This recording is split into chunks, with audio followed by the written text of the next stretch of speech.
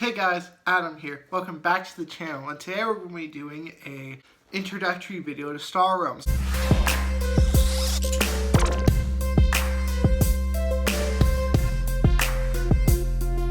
So, this past Sunday, I believe, would have come out Monday, I did a video on Star Realms where me and my sister played a game, and she won, of course. And, yeah, we just played Star Realms, and so today I want to go over some tips and tricks when you're playing Star Realms. I'll start with how to play the game itself, and then we'll get into how the more inner-depth things of the game and what you need to be thinking about. So let's get started. So first thing you need to know when playing Star Realms is that each ship gives you mana, or damage, or life, or card draw. Any one of these four things is something it can give you. It can't give you anything else. Mana allows you to buy ships from the shop. There are 5 ships in the shop, and each time you buy one, a new ship is replaces it from the top of the deck. That ship is added to your discard pile. When your deck is empty, you shuffle your discard pile, and it becomes your new deck.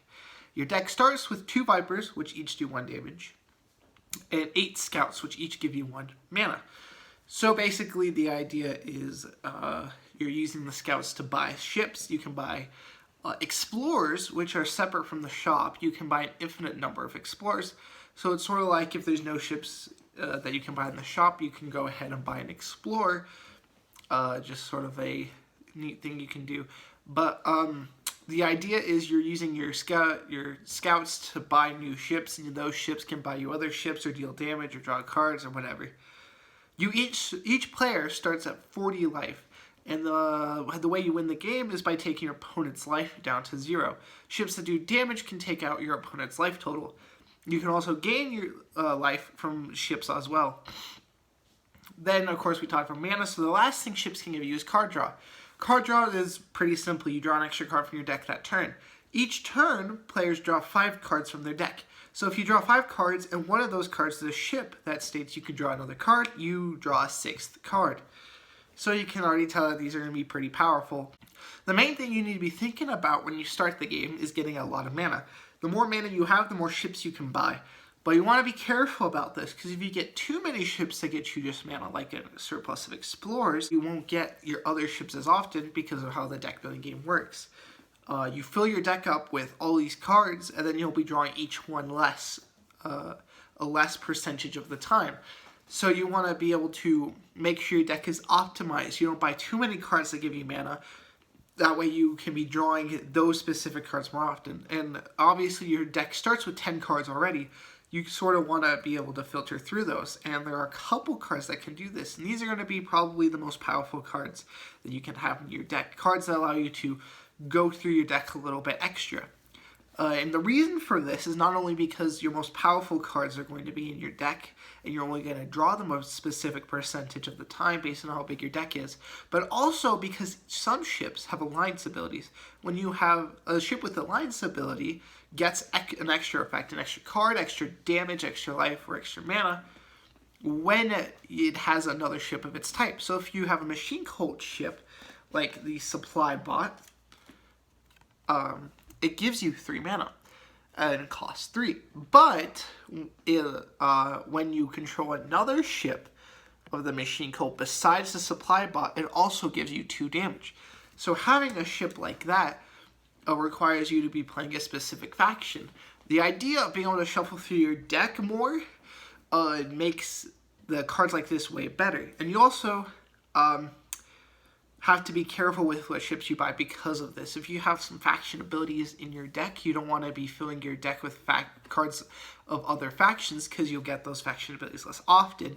So this is basically like any other card game, except you're building your deck as the game goes on, and so you have to be thinking about that, and you only have a certain selection of cards at a time. The game we played, me and my sister, there was only 2 people, so the decks were often filled with cards that weren't of our faction, because the ship eventually filled out with cards that weren't of a specific faction. We didn't have the factions we wanted because we kept buying those, and they became scarce. So that's another thing to think about, spreading out your factions. So in front of me, I have a couple cards I'm going to talk about. I'm also going to talk about the ideal decks you're going to want to be building for each faction. So let's get into it. So the first faction I want to talk about is the Blob faction. The Blob faction likes to do a lot of damage. So for example, I have the Ram card here. Ram states that you deal 5 damage, and if you control another blob, deal 2 extra damage. And of course you can scrap it, which means remove it from your game, and it doesn't go back into your deck or in the shop, it just gets removed from the game, and you get 3 mana. So the idea of the blobs is usually to get a ton of damage in one turn. You have a couple other effects that blobs can do. The most common of these is draw cards. So blobs often will be able to draw you cards. Cards like Blob World can draw you cards equal to the number of blobs you played that turn. So say you play 3 blobs and then Blob World, you can draw 4 cards activating its ability, and you can get even more blobs. So blobs have very explosive turns with lots of damage. The Star Empires usually has effects that draw cards or make your opponent discard cards. So if you're looking for card advantage, making your opponent discard cards and you draw cards, the faction for you. And of course, you have to base off what factions you're playing. You have to base that off of the ships in the shop. If you don't have any Star Empire ships, then you know 2 things. First, there are going to be a lot of Star Empire ships that are going to be coming off the top. Just based off percentage, you're going to see a higher percentage of those coming in if there's none in play. But you also know that you can't get them at the start. So if you're like, I want to play Star Empire, I know Star Empire works really well with the Machine Cult, say, then you can buy some Machine Cult ships from the shop and then wait until you get some Star Empire ships and combo those. And that is my favorite combo, playing Star Empire and Machine Cult. There's another thing you probably want to notice, is that ships or bases or whatever that can fit with any type of playstyle. So usually, if I see a card like Trade Pod, if I see a card like Trade Pod in the shop, I'm going to buy it no matter what. It's a 2 mana ship, and it gets you 3 mana. So that's basically 3 scouts in 1 card. Even if I'm not playing blobs, I'll still buy this card because 3 mana is so big, and it gets you ahead pretty quickly. And there's a couple of ships like these. You have a Federation Shuttle, which just gives you 2 mana, and it costs 1 mana. It can also gain you 4 life, so if you ever want to be doing that, you can. And, you know, it's just a Explore at that point, so not the best, but 1 mana means you combine Explore and that, and do some fun stuff, do some crazy stuff. I don't know, some combinations of things. The Cutter's the next one. It's 2 mana. It gives you 2 mana and 4 life. This is actually a pretty... this is a favorite of my sister's. Gaining 2 mana is like an Explore, but this is purely better than Explore because it gains you 4 life. 4 life is a lot of life. Getting that 2 times, even just 2 times, that's 8 life. That's going to stop a lot of... That's going to keep you alive in the game a lot longer than you would expect. And it's actually a huge, because we both start at 40 life, right?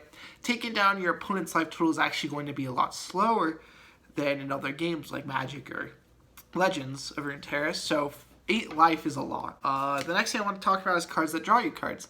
Cards like this, the Corvette, deal 1 damage and draw you card. This is, you know, it costs 2 mana, but it's free value.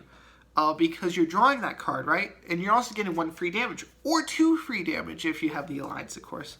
So 1 free damage, not even costing you a card, is actually pretty cool.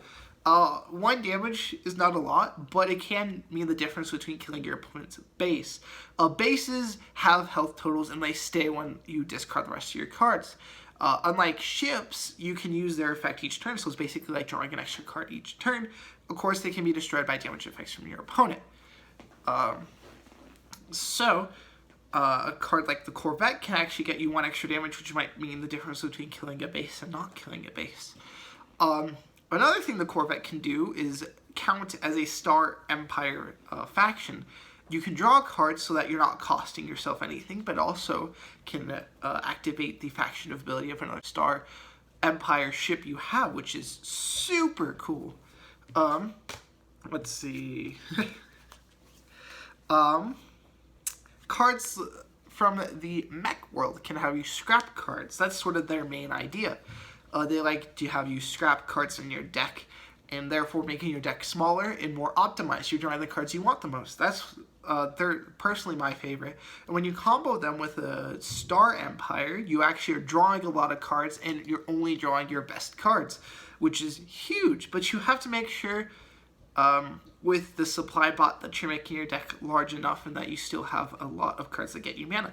The mistake that can happen with the Machine Cult is you get rid of all your Scouts and Vipers, and then your deck is full of ships that just draw you cards, and you draw a ton of cards, but then your deck becomes empty, or you just don't draw a lot of impactful things. You need to make sure that you have a lot of impactful things, like the Trade Pod or the Cutter even though they don't fit with your factions. Another thing that the Mech World can do is play cards like Mech World, Mech World. It's 5 mana, and it counts as a faction, it counts as every faction. So it activates your faction abilities for each of your ships. When comboed with the Star Empire or Blob World, when you're going to be able to draw a lot of cards, you can actually play a surplus of ships from all different factions, and you use this card to your advantage pretty well. Another card that I would suggest picking up no matter what factions you're playing is the Recycling Station. Recycling Station can either give you 1 mana, which is okay, it's a scout each turn, or you can discard up to 2 cards and draw them in cards. So you get to discard both Vipers and get like something insane. Like, this card lets you cycle through your deck, which is huge in deck building games like this. So always keep an eye out for that.